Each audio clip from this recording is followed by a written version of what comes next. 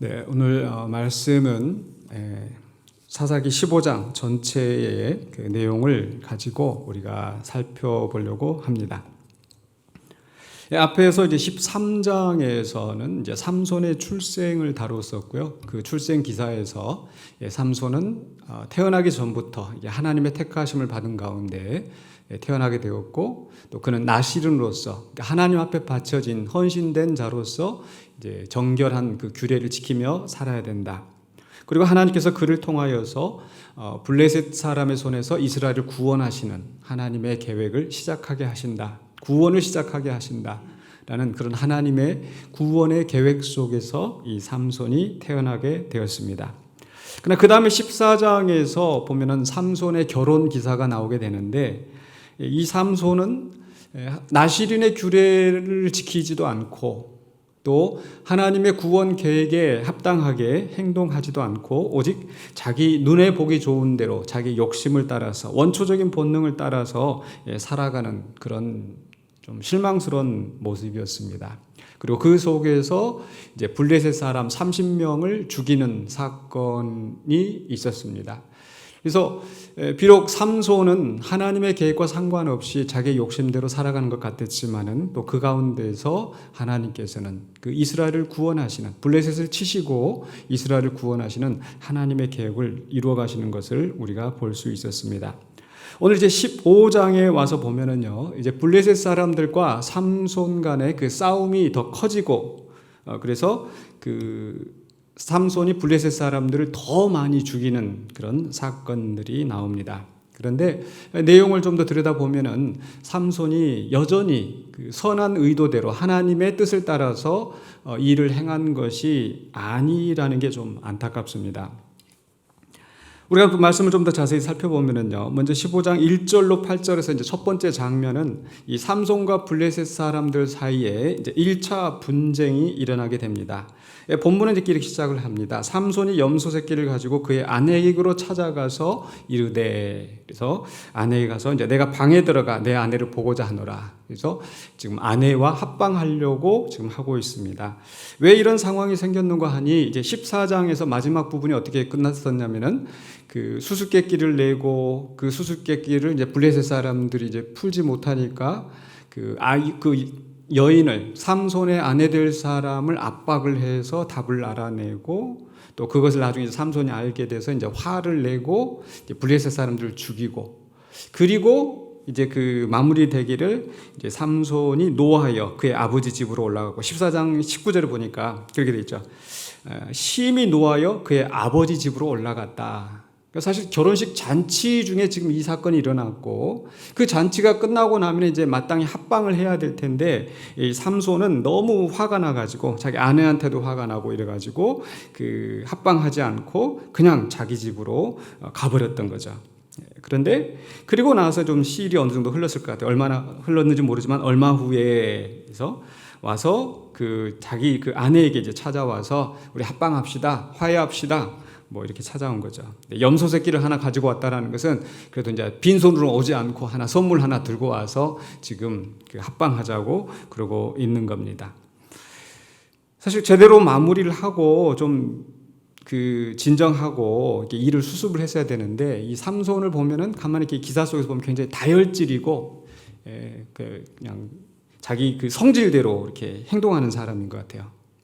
근데 그런 사람들 보면은 또 막 화를 냈다가 또 금방 또 화가 가라앉아가지고 또 웃으면서 또 선물 갖다 주면서 뭐 이렇게 또 다시 또 잘 지내보자, 뭐 이렇게 계속 반복되는 그런 사람인데, 아마 삼손이 그랬던 것 같습니다.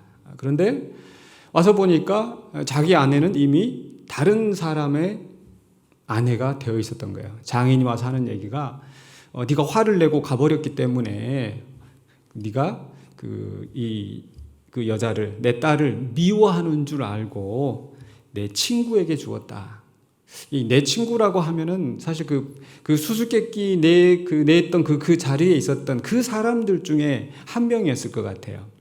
그런데 어쨌든 그 사람에게 주었다. 삼손으로서는 참 황당한 노릇일 수밖에 없는 거죠. 그러면서 이제 이 장인 되는 사람은 이 삼손이 불같이 성질 낼 것을 알기 때문에 무슨 짓을 할지 몰라가지고 그 다음에 기껏 한다는 소리가 그 여동생이 있는데 여동생이 더 예쁘지 않냐, 더 어리고 더 예쁘고, 그러니까 그 여동생을 아내로 맞이해라. 그렇다고 그러면 삼손이 또 좋습니다 이렇게 할 것 같지 않아요. 삼손의 성격으로 봐서는 한 번 눈에 꽂히면 그 끝까지 또 자기가 가져야 되는 이런 그 성격의 삼손이었기 때문에 뭐 앞뒤 안 가리고 이제 막 불같이 화를 내면서 그 말하는 소리가 15장 10절에 이렇게 15장 3절에 이렇게 이야기합니다. 삼손이 그들에게 이르되 이번은 내가 블레셋 사람들을 해할지라도 그들에게 대하여 내게 허물이 없을 것이니라 하고, 이번은 했던 얘기는 전번에는 어떻게 했어요? 자기가 수수께끼 내고 그거 이렇게 그 사람들이 답을 어떻게든지 알아내니까 괜한 사람들, 엉뚱한 사람들 가서 잡아 죽이고 그 옷을 빼앗아서 그 사람들한테 내기에서 진 것을 갚아줬잖아요. 그러니까 자기도 뭔가 찜찜한 거예요. 화를 내놓고 나서 찜찜했는데, 그러나 이번에는 내가 저 사람들이 분명히 나한테 이렇게 해를 끼쳤기 때문에 내가 어떤 일을 해도 블레셋 사람들을 해칠지라도 나한테 그 허물이 없을 것이다.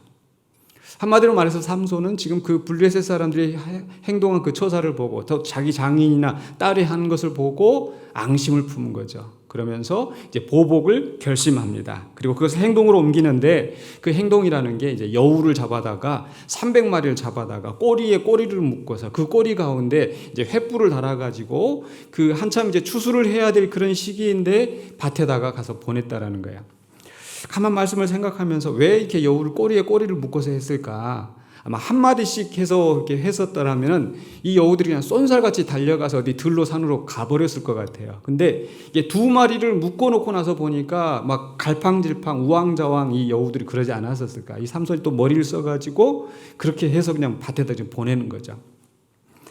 그래서 이제 추수를 하기 위해서 다 이제 곡식이 여물고 말라 있는 그런 상태인데 그것을 다 불태워 버렸습니다. 블레셋 사람의 그 추수할 것들을 다 없이 하였습니다. 그랬더니 이 블레셋 사람들이 막대한 재산의 피해를 입었는데 300마리 여우가 온 그 밭을 다니면서 이렇게 불을 다 태웠으니 곡식이고 포도원이고 감람나무고 할 것 없이 다 불태워 버렸으니 이 블레셋 사람들이 가만히 있겠습니까? 그래서 이제 알아보는 거죠. 이게 어떻게 된 거냐 했더니 사람들이 금방 소문이 다 나는 거죠.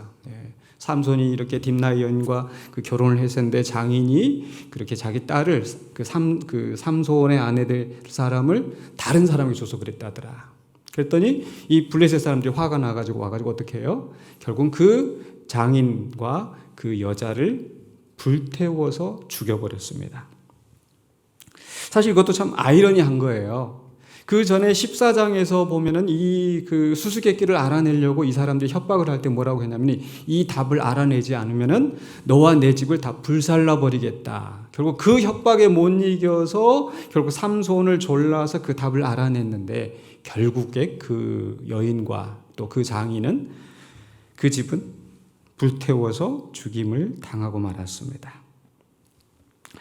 그런데 또 그 다음에 삼손이 이 소식을 듣고 나서 그 장인과 그 여자가 이제 불태워 죽여졌다라는 것을 듣고 나서 삼손이 하는 소리가 15장 7절에 삼손이 그들에게 이르되 너희가 이같이 행하였은즉 내가 너희에게 원수를 갚고야 말리라 하고.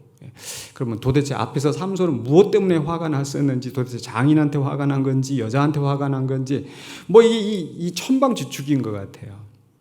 어쨌든 또 그 장인과 그 여자가 자기가 사랑했던 그 여자가 죽었다는 소식을 듣고 이 블레셋 사람들에게 내가 원수를 갚겠다.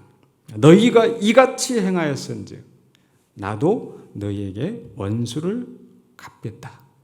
보복을 다짐하는 거예요. 그리고 그것을 실행하는데 이렇게 해서 점점 더 큰 싸움으로 번지는 겁니다. 그래서 15장 8절에 보니까 블레셋 사람들의 정강이와 넓적다리를 크게 쳐서 죽이고, 우리 쉬운 표현을 하면은 좀 상스러운 말이라도 그냥 이해해 주시고 들어주시기 바랍니다. 다리 몽둥이를 부러뜨려서 죽여버리는 겁니다. 정강이와 넓적다리를 크게 쳐서 죽이고 내려가서 에담 바위 틈에 머물렀더라. 바위 틈에 머물렀다라는 것은 이제 동굴에 가서 이제 숨어서 지내는 겁니다. 처음에는 재산의 피해를 입혔지만 또 거기에 또 블레셋 사람들이 그 자기 장인과 그 아내를 죽이고 인명피해가 나고 거기에 대해서 삼손은 또 블레셋 사람들을 또 쳐 죽이는, 그래서 보복이 보복을 낳고 또 보복을 낳고 계속 이 보복이 연쇄적으로 일어나는 상황입니다. 근데 이 삼손이 이제 바위 틈에 숨어서 좀 이 일이 조용히 지나가기를 아마 기다리고 있었을 것 같아요. 그렇다면은 이제 블레셋 사람들이 뭐 가만히 있었겠습니까? 이 블레셋 사람들도 사실 만만치 않거든요. 이 싸움 잘하기로 유명한 사람들인데 그냥 가만두지 않는 겁니다. 그래서 이제 삼손을 잡으려고 혈안이 되어 있는 거죠. 그래서 이제 그 다음 장면으로 넘어가는데 15장 9절로 13절에서는요. 바로 이 삼손을, 에담 바위 틈에 숨어 있는 삼손을 유다 사람들이 결박을 해서 블레셋 사람들에게 넘기게 됩니다. 바로 이 삼손에게 복수할 기회를 찾고 있던 블레셋 사람들은 이제 군사를 이끌고 가서 많은 사람들이 가서 유다 사람들을 치러 왔습니다. 아마 삼손이 숨어 있던 데가 그 유다 지경이었던 것 같습니다. 그래서 이제 유다 지경에 와서 유다를 치려고 하니까 그 유다 사람들이 아니 왜 멀쩡히 있는 우리한테 와서 지금 이러고 있느냐라고 말을 합니다. 그랬더니 그 블레셋 사람들이 하는 얘기를 한번 들어보세요. 15장 10절에 우리가 올라온 것은 삼손을 결박하여 그가 우리에게 행한 대로 그에게 행하려 함이로라 하는지라. 아까 삼손의 말과 좀 비슷하죠. 너희가 이같이 나한테 했으니까 내가 너에게 원수를 갚겠다. 블레셋 사람들이 하는 얘기는 삼손이 우리에게 행한 대로 우리도 그에게 행하려 한다. 이렇게 이야기를 하는 거죠. 그래서 이 유다 사람들이 어떻게 합니까? 가서 이제 유다 사람들이 바로 그 바위 틈에 숨어 있는 삼손에게 찾아가는데 3,000명이 유다 사람 3,000명이 가서 지금 삼손을 잡으러 가는 거예요. 아마 이제 대대적인 수색을 벌이고 또 삼손이 대단한 힘을 가지고 있는 것을 소문으로 들었을 테니까 아마 혼자서는 몇 사람이서는 할 수 없다는 걸 알고 3,000명이 몰려가서 이제 삼손에게 가서 따집니다. 왜 우리한테 이런 일을 일어나게 만드느냐, 삼손을 질책하는 거죠. 그러면서 그때 하는 얘기가 15장 11절 상반부에 보면요 이렇게 되어 있습니다. 유다 사람 3,000명이 에담 바위 틈에 내려가서 삼손에게 이르되 너는 블레셋 사람이 우리를 다스리는 줄을 알지 못하느냐, 내가 어찌하여 우리에게 이같이 행하였느냐 하니. 지금 이 유다 사람들의 말을 한번 좀 자세히 살펴보십시오. 블레셋 사람들이 자기를 다스리고 있는 것을 지금 당연하게 받아들이고 있는 거예요. 그러면 안 되잖아요, 사실은. 그런데 그 잘못된 권위를 임에도 불구하고 이 사람들은 그것을 그대로 받아들이고 오히려 삼손을 질책하고 있습니다. 거기에 대해서 이제 하반부에 15장 11절 하반부에 삼손이 변명하는데 삼손이 그들에게 이르되 그들이 내게 행한 대로 나도 그들에게 행하였노라 하니라. 그 사람들이 그렇게 하니까 내가 한 거지 내 잘못은 아니다. 이렇게 얘기를 하는 거죠. 그러니까 계속 지금 반복되는 말이 니들이 이렇게 했으니까 나도 이렇게 하는 거야. 블레셋 사람들도 삼손이 우리한테 했으니까 우리가 그대로 갚아줄 거야. 삼손도 그 사람들이 나한테 했으니까 내가 그렇게 하는 거지. 서로 지금 그렇게 싸우고 있는 겁니다. 그러면서 점점 싸움이 커지는 거죠. 우리 보통 사람들의 싸움도 그러잖아요. 처음에는 발 한번 이렇게 밟았다가 왜 밟어? 뭐 그렇게 시작을 해서 뭐 네가 먼저 밟았잖아, 네가 먼저 밀쳤잖아 하면서 주먹 다짐 오가고 결국에는 큰 싸움으로 번지고 인명피해까지 나는. 네가 그렇게 했으니까 내가 이렇게 하지. 만약에 이 논쟁이 계속되었다면은 이제 삼손과 유다 지파 사람들 사이에도 큰 싸움이 있었을 텐데 다행히 유다 지파 사람들이 이야기하기를 우리는 너를 해치려고 하는 것이 아니라 다만 너를 넘겨주려고 왔다. 뭐 그거나 똑같은 말일 것 같은데 어쨌든 유다 지파 사람들은 너를 그냥 넘겨주려고 한다. 또 삼손은 그렇다면 내가 협조할 테니까 당신들이 나를 치지 말아라. 당신들이 나를 죽이지 말아라. 이렇게 이야기를 하면서 결국 동족과는 싸우지 않고 또 유다 지파는 약속한 대로 삼손을 결박해서 블레셋 사람들에게 넘겼습니다. 자, 넘기는데 이제 그 다음 장면으로 나오는데 이제 15장 14절로 20절에서는요. 삼손과 블레셋 사람들의 이제 2차 분쟁, 큰 싸움이 일어나는 겁니다. 자, 14절에 보실까요? 삼손이 레이의 이름에 블레셋 사람들이 그에게로 마주 나가며 소리 지를 때에 어떤 상황인지 여러분 상상되시죠? 지금 그 삼손을 잡아 죽이겠다고 삼손 때문에 내 형제가 죽었고 삼손 때문에 내 아버지가 죽었고 원수를 갚겠다. 재산 피해 나오고 그 사람들이 여기저기서 몰려와가지고 삼손 그 잡아 죽이자고 지금 왔는데 그 삼손이 결박되어서 자기들 앞으로 지금 끌려오고 있는 거예요. 그랬더니 사람들이 저놈 잡아라 하고 막 이제 가서 막 서로 이제 막 내가 저놈 죽이겠다고 지금 소리를 지르면서 지금 달려나가고 있는 거예요. 우르르 하고 지금. 근데 그 순간에 어떻게 됐어요? 14절 중간에 여호와의 영이 삼손에게 갑자기 임하시매. 하나님의 영이 임하셔서 또 지금까지도 보면 하나님의 영이 임하셔서 삼손에게 큰 능력이 나타나고 또 블레셋 사람을 쳐 죽이는 일들이 일어나잖아요. 그래서 여호와 영이 삼손에게 갑자기 임하시매 그의 팔 위에 밧줄이 불탄 삼과 같이 그의 결박된 손에서 떨어진지라. 투둑투둑 뭐 불탄 노끈처럼 떨어지는 겁니다. 그래서 이제 삼손이 자유롭게 되니까 이제 사람들은 지금 삼손을 죽이겠다고 지금 몰려오고 있고 삼손이 그 상황에 무기가 어디 있겠어요. 그러니까 주위 보니까 이 죽은 나귀가 있는데 그 나귀의 새 턱뼈. 왜 새 턱뼈인가 했더니 이게 또 오래된 것 같으면 이제 부스러지잖아요. 그러니까 아직 그 단단한 그 나귀의 새 턱뼈를 들고서 어떻게 해요? 그 블레셋 사람 1000명을 죽였다고 했습니다. 사실 이것도 나실인의 규례를 생각하면 그 나실인으로서 이제 시체를 가까이 하면 안 되는데 죽은 사자의 몸에서 꿀을 갖다가 먹이질 않나 또 물론 그럴 수밖에 없었다 뭐 생각할 수도 있겠지만은 하나님의 영이 갑자기 임하셨으면 아무것도 없는 가운데서 맨손으로 사자를 죽이게 된 삼손이잖아요. 근데 삼손은 또 이 나귀의 시체에서 턱뼈를 가져다가 또 무기로 사용해서 또 1000명을 죽인 겁니다. 그런데 또 참 안타까운 것은 이렇게 해서 이제 1000명을 죽이고 난 다음에 그 삼손이 어떻게 했어요? 16절에 보니까 이르되 나귀의 턱뼈로 한 더미 두 더미를 쌓았으며 나귀의 턱뼈로 내가 1000명을 죽였도다 하니라. 그래서 지금 우리 삼손에 대해서 어떤 느낌이 오십니까? 의기양양한 거예요. 그 앞장에서는 이제 30명만 죽였었는데 혼자서 1000명과 싸워서 일당백도 아니고 1000명과 싸워서 이긴 거예요.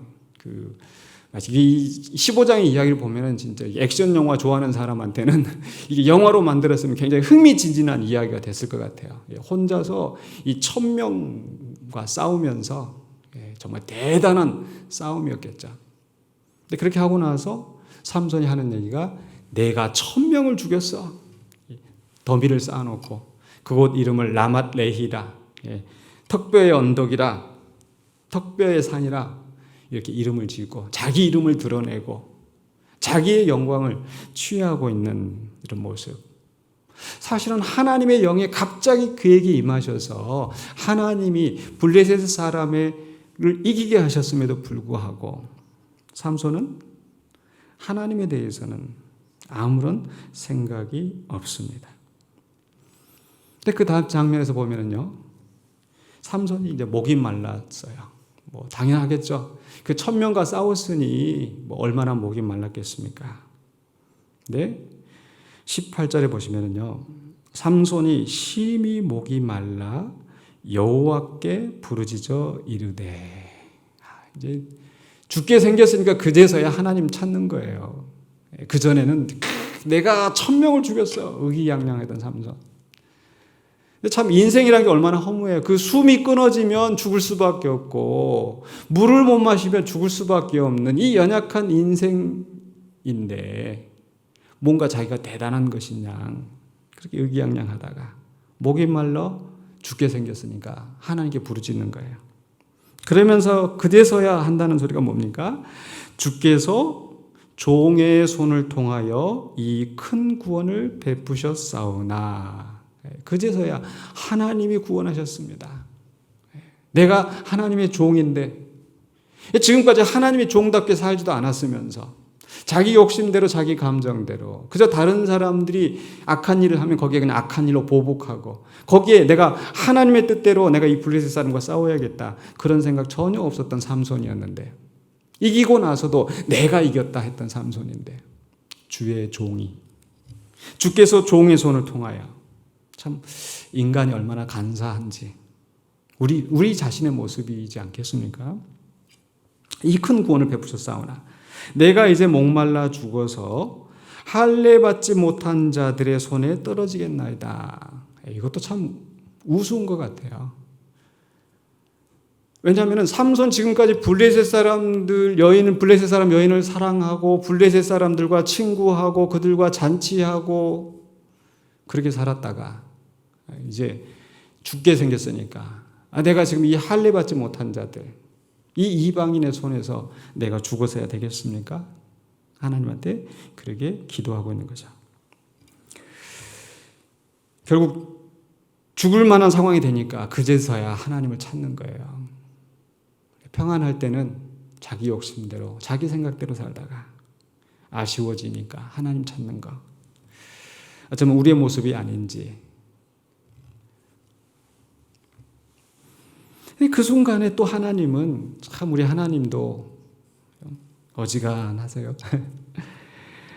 그 하나님께서 이제 그 순간에 그 오목한 곳을 터뜨려서 물이 나오게 하셔서 삼손이 죽지 않게 하십니다. 여전히 삼손에게 은혜를 베푸시는 하나님. 아직도 삼손을 통하여서 하나님께서는 그 이루고자 하시는 구원의 역사가 있으신 것 같습니다. 어쨌든 참 그 삼손의 간사함을 생각하면 그냥 외면하실 법도 한데 우리 하나님은 외면하지 않으시고 또 은혜를 베푸시는 거예요. 근데 그 다음 장 이제 다음 주 우리가 16장을 보려고 하는데 삼손은 그 다음에 보면 또 기생을 찾아가고 들릴라를 찾아가고 정신 못 차리죠. 어떻게 보면 참 삼손은 이스라엘의 축소판인 것 같아요. 지금 하나님께서 이 물을 그 광야에서 마시게 하는 것도 그렇고 이스라엘 백성들이 그 광야에서 하나님께서 애굽에서 구출하신 그 놀라운 은혜를 잊어버리고 먹을 것 없다고 마실 것 없다고 불평하고 그럼 또 하나님께서 또 그들에게 마실 것을 먹을 것을 챙겨주시는 우리 하나님.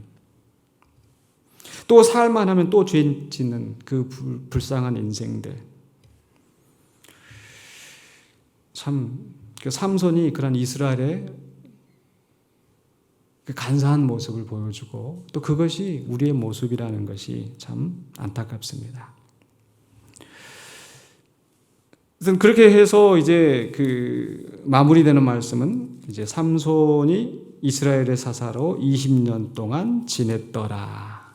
만약 하나님께서 삼손을 그 자리에서 그냥 죽게 내버려 두셨으면 삼손의 인생이 끝났을 터인데 아직 이야기는 다 끝나지 않았어요. 지금 삼손이 이스라엘의 사사로 20년 동안 지냈더라. 더 큰 일이 지금 16장에 남아있는 거죠. 어쨌든 오늘 말씀 속에서 보여지는 삼손은 어떤 사람이었는가? 저는 한마디로 삼손은 오늘 말씀의 제목처럼 끌려다니는 인생이었다. 끌려다니는 인생. 어떤 면에서 끌려다녀요? 14장에서는 눈에 보이는 대로 내 욕심을 따라서 그 욕심에 끌려서 결정하고 욕심을 따라서 행동하는 욕심에 끌려다니는 그런 인생이었어요. 어쩌면 짐승과 같은 그 본능에 의해서 원초적인 본능에 의해서 움직여지는 그런 사람이었는데 15장에 와서도 여전히 삼손은 끌려다닙니다. 어떻게 끌려다녀요? 다른 사람들의 행동에 끌려다니는 거예요. 네가 그렇게 했으니까 너희가 나한테 그렇게 했으니까 내가 이렇게 하는 거야. 그러니까 옳고 그름이 없어요. 하나님의 뜻이 없어요. 자기 주관이 없어요. 네가 했으니까 내가 이렇게 하는 거야. 다른 사람의 행동에 끌려다니는 사람. 어쩌면은 그게 인지상정일 수도 있어요. 근데 블레셋 사람들도 그렇게 하잖아요. 삼손 네가 행한 대로 우리가 갚으려고 하는 거야. 근데 이 이방인과 똑같이 삼손도 너희가 그렇게 했으니까 내가 이렇게 하는 거야.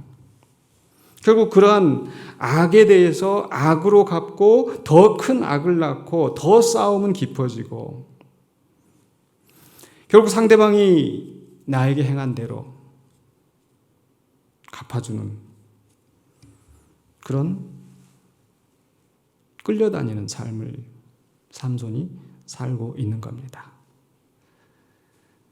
내가 어떻게 해야 될지를 하나님 앞에서 묻는 것이 아니라 그저 상대방이 자극한 대로 맞서서 악을 악으로 갚고 악한 행동에 대해서 나도 역시 악한 행동으로 보복하고 상대방이 악한 말을 한다고 해서 나도 역시 악한 말로 대꾸하고 사실 그렇게 해야 속이 후련하긴 해요. 근데 하나님이 원하시는 것은 그게 아니잖아요. 오늘 우리가 봉독하였던 그 교동문에서도 분을 그치고 노를 버리며 불평하지 말라 오히려 악을 만들 뿐이라. 그러니까 상대방이 악한 일을 하면 분이 나고 상대방이 악한 말을 하면 나도 역시 악한 말로 쏘아 붙이고 싶은데 그게 불평하는 거잖아요. 근데 그게 오히려 악을 만들 뿐이라. 더 큰 악을 만들 뿐이라. 그러나 정말 믿음의 사람들은 어떻게 합니까? 누군가 나한테 악한 일을 할 때, 누군가 나에게 악한 말을 할 때 같이 악을 만들어내는 것이 아니라 그 사람이 하는 악에 나도 끌려서 같이 악을 행하는 것이 아니라 우리가 할 수 있는 것은 뭐예요? 하나님 앞에 맡기는 겁니다. 사실 지난주에 우리가 또 그런 말씀을 나누었었는데 저도 굉장히 감동이 됐던 말씀 시편 64편에 그랬었잖아요. 시편 64편 그 1절과 2절에서 보면은 사람들이 와서 음모를 꾸미고 계략을 꾸미고 나를 해치려고 하는데 하나님 나를 좀 건져주세요. 살펴봐 주세요. 근데 특히 3절과 4절에서 그들이 칼같이 자기 혀를 연마하며 화살같이 독한 말로 겨누고 숨은 곳에서 온전한 자를 쏘며 갑자기 쏘고 두려워하지 아니하는도다. 두려워 떨지도 않고 그냥 악한 말로 쏟아내뱉는 그런 사람들. 그러면서 5절과 6절에 계속 보면 서로 격려하면서 야 저놈 죽이자. 은밀하게 음모를 꾸미고 계략을 꾸미고 깊은 마음속에 깊이 비밀스럽게 음모를 꾸미는데 그러나 7절에 보시면 어떻게 되어 있어요? 7절과 8절에서 그러나 하나님이 그들을 쏘시리니 그들이 갑자기 화살에 상하리로다. 악한 사람들은 우리를 향해서 악한 말로 자기 혀를 연마해서 아주 공교한 말로 아주 악한 말로 화살같이 독한 말로 겨누어서 우리를 쏘지만 그리고 의기양양하는데 우리가 그걸 하나님한테 맡기면 하나님이 그들을 쏘실 것이다. 그들이 갑자기 화살에 상하리로다. 이러므로 그들이 엎드러지리니 그들의 혀가 그들을 해함이라. 결국 자기 말의 저주로 그 사람이 나를 저주했다 할지라도 하나님이 그 저주로 말미암아 그 사람들을 심판하실 것이다. 우리가 구약 성경에서 잘 아는 대로 눈에는 눈, 이에는 이 여기 있는데 저 사람이 나한테 악한 말 했으니까 나도 악한 말로 하고 저 사람이 피를 흘렸으니까 나도 피를 흘리고 이건 개인적인 보복이 아니라 정확한 사법 절차에 의해서 이렇게 판단하라는 겁니다. 다른 사람 해쳤으면 그에 상응하는 벌을 받게 하는 사법적인 체계에 의해서 그렇게 처리를 하는 것이지 내가 가서 개인적인 보복을 하는 게 아니라는 거죠. 그렇기 때문에 우리 성도들은 누군가 나에게 악한 행동을 하고 누군가 나에게 악한 말을 한다고 해서 같이 맞서서 그 악한 말에 끌려서 그 악한 행동에 끌려서 같이 악한 일을 하는 것이 우리 성도가 아니라 하나님께서 이 순간에 내게 원하신 것이 무엇일까? 정말 그것이 힘들고 어려울 때는 하나님께 맡기고요. 그보다 더 좋은 건 뭐겠어요? 우리 주님께서 말씀하신 대로 원수를 사랑하라. 원수를 위해서 기도하라. 그들의 복을 빌라. 우리 주님이 분명히 명령하셨잖아요. 그 참 쉽지 않은데 그게 우리가 복 받는 길인 줄로 믿습니다. 만약에요, 삼손도 마찬가지로 개인적인 보복으로서가 아니라 정말 그 순간에 하나님의 뜻이 무엇인지를 겸손히 물었다면 어떻게 되었을까요? 삼손의 불순종, 삼손의 그런 그 욕망, 삼손의 개인적인 보복, 그것을 통해서도 하나님의 뜻을 이루시는 분이신데 만약에 삼손이 정말 겸손하게 하나님의 뜻을 구했다면 어쩌면 모세처럼 여호수아처럼 또 사사기 안에서 드보라나 온니엘처럼 또 사사시대 이후의 다윗처럼 하나님께서 그를 통해서 삼손을 통해서 원수들을 이기시는 큰 뜻을 이루지 않았겠습니까? 그러나 삼손은 하나님의 뜻이 아니라 개인적인 보복, 앙심에 끌려다니는 사람이었습니다. 근데 또 다른 차원에 끌려다니는 사람이 있어요. 누군가 유다 사람들이에요. 유다 사람들은 뭐에 끌려다녀요? 바로 현실에, 환경에 끌려다니는 사람들. 잘못된 것을 알면서도 그렇죠? 삼손한테 하는 소리가 뭐였어요? 블레셋 사람이 우리를 다스리지 아니하냐? 블레셋 사람들이 우리의 권위를 가지고 있지 아니하냐? 근데 그게 정상적인 건 아니잖아요. 잘못됐잖아요. 그런데 그냥 그 불의에 그대로 순응하면서 살아가는 거예요. 현실에 잘못된 것을 바로잡으려고 하지 않고, 그러니까 삼손처럼 잘못됐으니까 개인적인 보복으로 이 일을, 악한 일을 내가 하는 것도 잘못이지만 악한 일을 뻔히 보면서 그냥 현실이니까, 환경이니까 그대로 순응하는 것, 그것도 잘못됐죠. 사실 이 사사기에서 이 유다 지파의 사명이 분명하게 나타납니다. 뭐죠? 사사기 맨 처음 시작할 때 사사기 1장 1절 여호수아가 죽은 후라 1장 2절에 사람들이 묻습니다. 우리 사사기 1장 1절과 2절 가보시면요, 여호수아가 죽은 후에 이스라엘 자손이 여호와께 여쭈어 이르되 우리 가운데 누가 먼저 올라가서 가나안 족속과 싸우리까? 여호와께서 이르시되 유다가 올라갈지니라. 나중에 보면 나오지만 또 사사기 20장 18절에서도 유다가 올라갈지니라. 그러니까 애굽에서 나와서 또 시내산에서 언약을 맺고 약속의 땅을 향하여 진군할 때도 유다 지파가 사자의 깃발을 높이 들고 군기를 들고 제일 앞장서서 행하였었잖아요. 전쟁을 할 때에 유다 지파의 몫이 있는 거예요. 근데 유다 지파는 하나님이 자기들에게 주신 그 몫을 감당하는 것이 아니라 그저 현실에 저 사람들이 우리보다 힘이 세, 저 사람들이 우리를 다스리고 있어, 그저 거기에 굴복하고 그저 그냥 현실을 그냥 유지하고 뭐 이렇게 그냥 조용히 싸우지 않고 사는 게 좋지 왜 문제를 일으키느냐. 분명히 삼손이 보복을 위해서 행동하는 것도 옳지 못하지만 책임을 회피하고 그저 현실의 어려움이나 불의한 권위에 그저 순응하고 있는 것도 잘못됐다는 거죠. 그럼 우리는 어떻게 해야 되겠어요?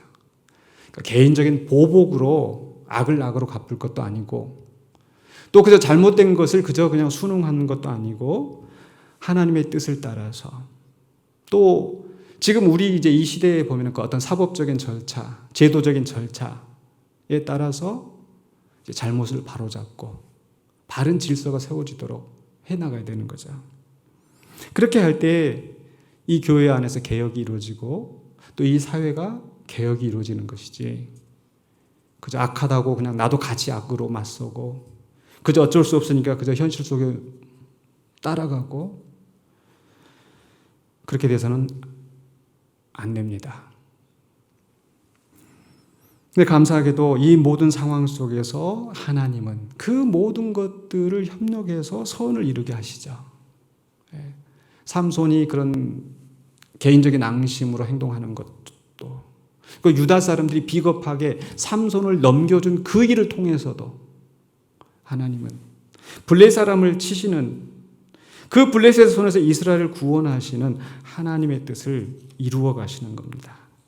그래서 우리 하나님은 이 15장에서 발견한 우리 하나님, 그 선하신 뜻대로 하나님의 계획을 이루시는 우리 하나님. 그렇다면 우리는 어떻게 살 것인가? 물론 하나님처럼 내 뜻대로 이루어질지어다? 아니죠. 그건 역시 본능에 끌리는 삶이에요. 내 속에는 좋은 대로. 우리는 하나님처럼 그렇게 의로울 수가 없습니다. 하나님처럼 전지전능하지 않습니다. 그렇다면 우리는 어떻게 해야 되겠어요? 바로 하나님의 뜻을 이루는, 하나님의 뜻을 이루기 위하여서 하나님의 인도하심에 따라가는 삶을 살아야 되지 않겠습니까? 그래서 오늘 제가 말씀의 제목에 괄호를 붙였어요. 끌려다니는 인생 앞에. 괄호 안에 뭐가 들어가면 좋을까요? 바로 이끌려 다니는 인생. 바로 우리 예수 그리스도가 그런 모범을 보이셨어요. 마태복음 4장 1절에 보면은요, 그때 예수께서 성령에게 이끌리어 마귀에게 시험을 받으러 광야로 가사. 같은 사건을 누가복음 4장 1절로 2절에서는요, 예수께서 성령의 충만함을 입어 요단강에서 돌아오사 광야에서 40일 동안 성령에게 이끌리시며 마귀에게 시험을 받으시더라. 광야에 가시는 것도 성령에 이끌리셔서, 광야에서 금식하며 줄이신 것도 성령에 이끌리셔서, 성령 충만하지 않아서 마귀에게 시험을 당하는 것이 아니라 성령 충만하여 성령의 이끌림을 받으셔서 마귀에게 시험을 받으시는 그 자리에 나가신 겁니다.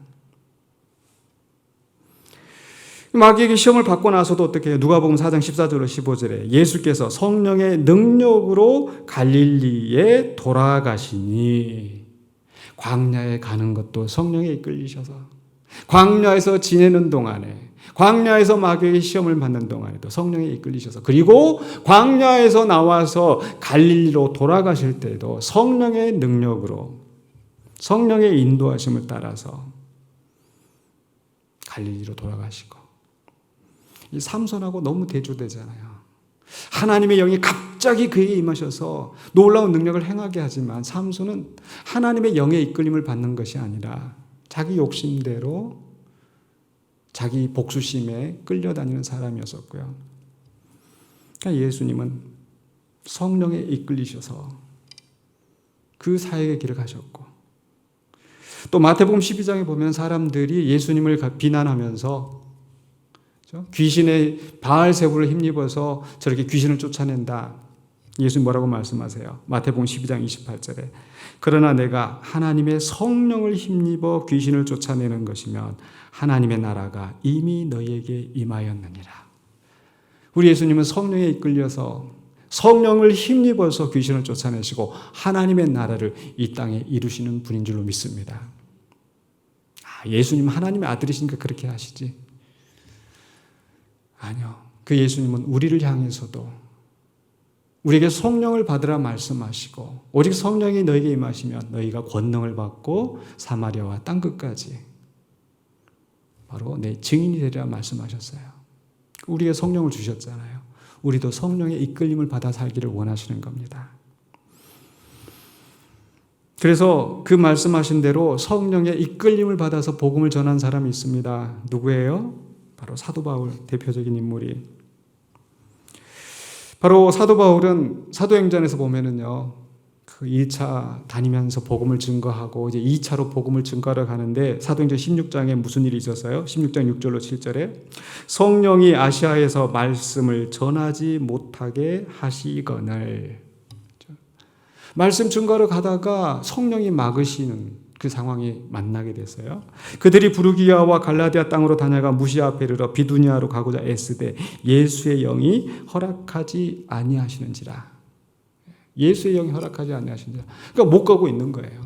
그러다가 밤에 잠을 자는데 꿈의 환상 가운데서 마게도냐 사람이 손짓하면서 와서 우리를 도우라 부르는 거죠. 그랬더니 바울이 어떻게 해요? 바울과 실라가 16장 10절에 바울이 그 환상을 보았을 때 우리가 곧 마게도냐로 떠나기를 힘쓰니, 성령이 막으실 때는 멈췄다가 그 부르시는 그 부름을 듣고 하는 말이, 이는 하나님이 저 사람들에게 복음을 전하라고 우리를 부르신 줄로 인정함이러라. 아멘. 야, 하나님 아시아에서 길을 막으시는 이유가 있었구나. 저 사람들이 나를 이렇게 부르는데, 우리를 이렇게 부르는데 하나님이 지금 부르시는구나. 그렇게 인정하고 가는 거예요. 제 얘기하는 건 죄송하지만 저 역시 우리 성도님들의 부르심을 듣고 하나님이 부르신 줄로 인정하고 이 자리에 왔습니다. 그런데 기껏 그 16장의 상황 보면 어때요? 하나님이 우리를 부르셨다 인정하고 갔는데 거기 가서 그저 순탄하게 다 일이 진행되는 건 아니잖아요. 그 귀신 들린 여종, 그 귀신을 쫓아냈다가 감옥에 갇히고 매를 맞고, 근데 또 그 속에서 하나님께서 그 복음을 전하게 하시는 그 역사를 이루시지 않습니까? 무슨 얘기예요? 성령에 이끌려 산다고 해서 다 만사형통? 아니죠. 예수님도 성령에 이끌려서 광야로 가시고 줄이시고 고난당하시고 마귀에게 시험을 당하시고, 그래서 성령에 이끌려 살면은 충만하고 평안하고 복되고, 아니요. 성령에 이끌려 살면 오히려 고생길일 수 있습니다. 오히려 악인들이 형통하고 악인들이 잘 살고 떵떵거리고 큰소리치고. 근데 오늘 교동문에 우리가 나눴던 말씀처럼 그런 악한 사람들의 형통함을 인하여 불평하지 말라. 오히려 성령에 이끌리는 삶이 고난과 아픔의 길일 수 있습니다. 그러나 그 길에 이끌려 다녔을 때 우리를 향한 하나님의 목적이 이루어지는 줄로 믿습니다. 사명을 이루는 삶이 될 줄로 믿습니다. 여러분 어떤 삶을 살기를 원하십니까? 우리는 뭔가에 사실 끌려다녀요. 뭔가 외부적인 자극에 끌려다닐 수밖에 없습니다. 이제 말씀을 마무리하려고 합니다. 삼손은 참 끌려다니는 인생이었어요.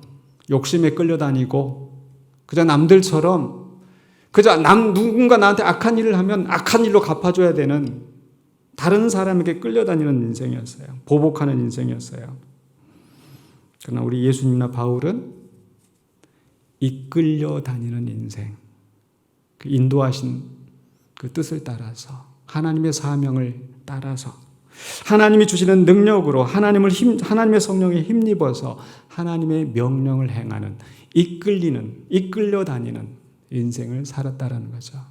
그래서 우리도 바로 삼손처럼 끌려다니는 인생이 아니라 바울처럼 예수님처럼 성령에 이끌려 다니시는, 그래서 하나님의 사명을 이루시는 저와 여러분이 되시길 주의 이름으로 축원합니다. 기도하겠습니다.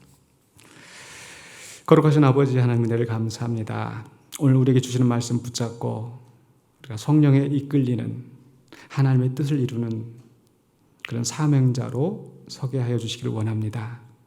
우리는 연약하고 부족합니다. 삼손처럼 내 욕심에 이끌리고 다른 사람이 나에게 행한 악한 일에 이끌리고 그렇게 내 감정대로 살아가기가 쉬운데, 또 그 속에서 내가 뭔가를 이룬다면 또 내 자신을 드러내고 의기양양하고 우리를 구원하시고 우리를 인도하신 하나님의 은혜를 잊어버린 채 교만하게 살 때가 많이 있었습니다. 주님, 오늘 우리를 겸손하게 낮추시며 또 우리의 삶을 여전히 주관하시며 인도하신 줄로 믿습니다. 고난과 아픔 속에서 하나님께 부르짖고 응답받는 자들이 되게 하여 주시고, 또 하나님 주신 능력으로 하나님의 뜻을 분별하고 발견하여서 그 뜻대로 이루어가는 신실한 사명자의 삶을 살 수 있도록 도와주시옵소서. 예수 그리스도 이름으로 기도하옵나이다. 아멘.